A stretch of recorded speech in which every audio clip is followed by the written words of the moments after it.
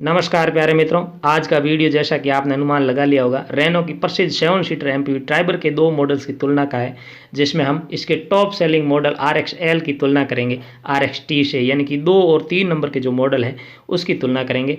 मुख्य उद्देश्य ये है कि यदि हम RX-L और RX-T में से कौन सा चूज करें, यानी कि RX-T ले रहे हैं तो हमें कौन कौन से फीचर्स एक्स्ट्रा मिलेंगे, कौन कौन से फ़ायदे एक्स्ट्रा मिलेंगे कुछ एक्स्ट्रा पे के बदले में। तो ये इस वीडियो को देखने के बाद आसानी से आप समझ पाएंगे। साथ ही इसमें जो फ़र्क के साथ साथ इसके सेफ्टी फीचर्स है, कंफर्ट है, डायमेंशंस के साथ साथ कुछ अन्य चीज़ों की बात भी करेंगे। और सबसे बड़ी बात कि इसकी एक्स शोरूम प्राइस क्या होगी और इसकी ऑन रोड प्राइस क्या होगी, इस पर भी बात करेंगे। चलो वीडियो शुरू करें। उससे पहले आपसे एक निवेदन करना चाहूँगा कि यदि आपने अभी तक इस चैनल को सब्सक्राइब नहीं किया है तो कृपया इस चैनल को सब्सक्राइब अवश्य कर दें, ताकि आने वाले भविष्य के वीडियो भी आपके पास समय पर पहुँच सके। सबसे पहले तो आप जानते हैं रेनो ने हाल ही में ट्राइबर के ऑटोमेटिक वर्जन को भी बाज़ार में लॉन्च कर दिया है। तो आज का ये वीडियो RX-L ऑटोमेटिक और RX-T ऑटोमेटिक के बीच ही तुलनात्मक अध्ययन का है। आशा करेंगे आपको पसंद आएगा। एक्स शोरूम प्राइस की बात करें तो RX-L ऑटोमेटिक की एक्स शोरूम प्राइस है 6,17,000 रुपये, जबकि RX-T ऑटोमेटिक की एक्स शोरूम प्राइस है 6,67,000 रुपये, यानी कि सीधा सीधा इसमें 50,000 रुपये का फ़र्क है। यदि इसके मैनुअल वर्जन की आप कीमत देखना चाहें तो इसमें सीधा आप 40,000 माइनस कर सकते हैं, जिससे आपको इसके ऑटोमेटिक के बजाय मैनुअल वर्जन की कीमत पता चल जाएगी।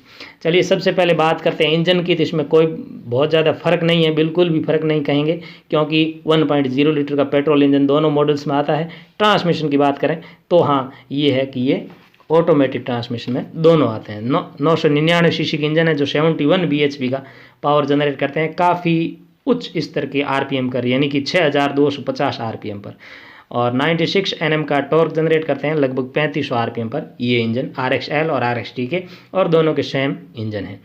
ट्रांसमिशन हमने बात की कर ही लिया है, ये 5 स्पीड मैनुअल और ऑटोमेटिक दोनों में आते हैं, लेकिन फिर भी आज के इस वीडियो में हम ऑटोमेटिक को लेकर के बात करेंगे। माइलेज की बात करें तो कंपनी 19 से 20 के बीच का माइलेज क्लेम करती है, और ज़्यादा महत्वपूर्ण बात यह है कि हम गाड़ी को किस तरह से यूज़ करते हैं, चलाते हैं, उसके अकॉर्डिंग 2 से 3 किलोमीटर प्रति लीटर के हिसाब से फ़र्क भी आ सकता है।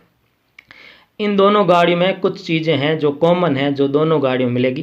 तो जल्दी में सबसे पहले उन चीज़ों पर प्रकाश डालते हैं जो इन दोनों में कॉमन है और ज़रूरी भी है, और उसके बाद हम इसकी ऑन रोड प्राइस और इन दोनों में जो मुख्य अंतर है उन पर भी चर्चा करेंगे। सेफ्टी की बात करें तो दोनों गाड़ियों में मिलने वाली चीज़ें हैं, ABS है, EBD है, सेंट्रल लॉकिंग है, और 2 एयर बैग भी आपको इसमें मिलते हैं। इसके अलावा अलर्ट सिस्टम भी आपको दोनों गाड़ियों में मिलेंगे, चाहे वो स्पीड अलर्ट हो, चाहे डोर अजार हो, चाहे फ्यूल अलर्ट हो, और भी सीट बेल्ट अलर्ट हो। ये सब चीज़ें इसमें आपको दोनों मॉडल्स में मिलेगी।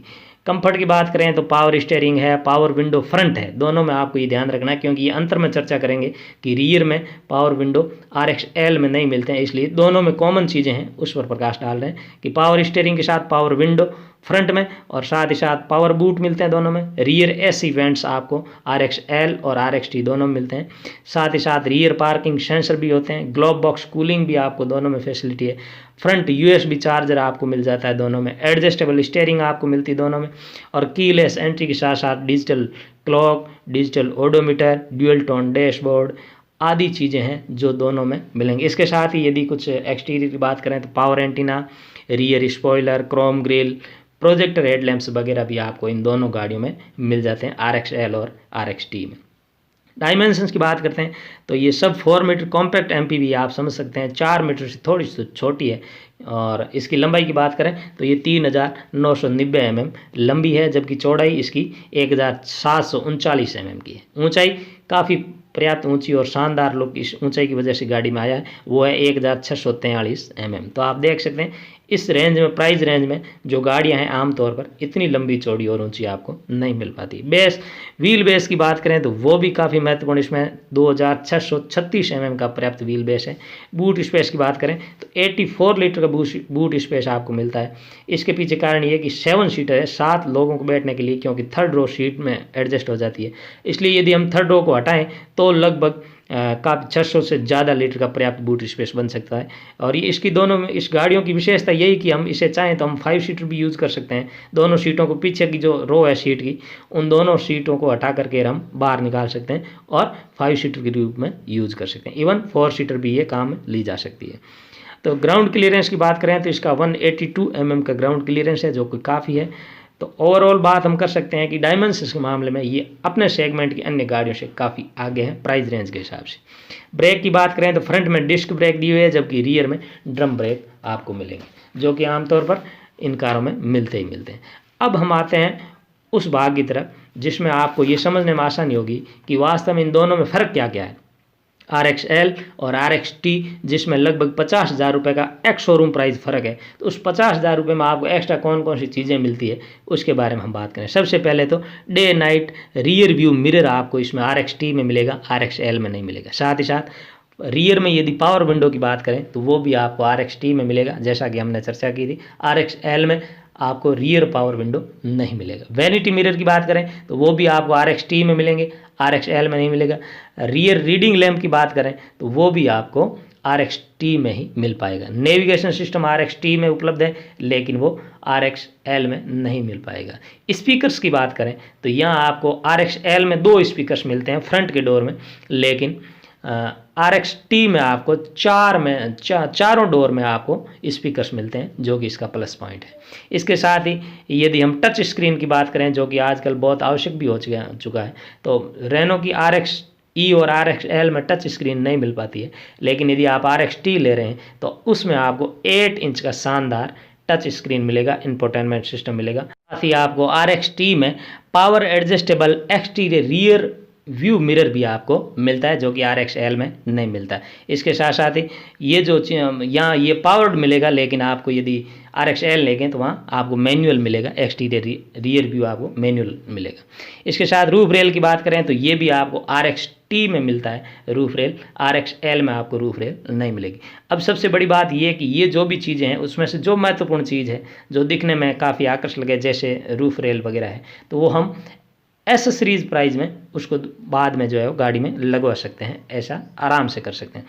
चलिए, ये दोनों में हो गया मुख्य अंतर। आप सोच रहे होंगे कि बहुत ज़्यादा अंतर तो नहीं है, लेकिन फिर भी कुछ चीज़ें हैं। हर वेरिएंट्स में एक महत्वपूर्ण फ़र्क होता है। जैसे RXE और RXL में जो महत्वपूर्ण फ़र्क है वो है रियर एस इवेंट्स, जो RXE में नहीं मिले। लेकिन RXE और RXL और RXT में जो मुख्य अंतर है वो है इसका 8 इंच का टच स्क्रीन, जो कि RXL में नहीं मिलता है। तो यानी कि, और इसके साथ यदि बात करें हम RXT से RXZ की तरफ, तो वहाँ आपको एलॉय व्हील मिलते हैं। तो ये चीज़ें हैं, जो कुछ बड़ी चीज़ें हैं जो उसमें फ़र्क आता है। तो ये आप तय कर सकते हैं कि आपको लगभग 70 से 80 हज़ार रुपये एक्स्ट्रा पे करने के बाद क्या इन चीज़ों से आप संतुष्ट हैं या आपको RXL लेना चाहिए। ऑन रोड प्राइस की बात करें तो एक्स शोरूम प्राइस में कुछ चीज़ें एक्स्ट्रा जुड़ती है, जैसे रोड टैक्स है, इसके साथ ही इंश्योरेंस है और कुछ अन्य चार्जेस भी शोरूम वाले जोड़ देते हैं। उससे आप अपनी जागरूकता और तत्परता से बच भी सकते हैं।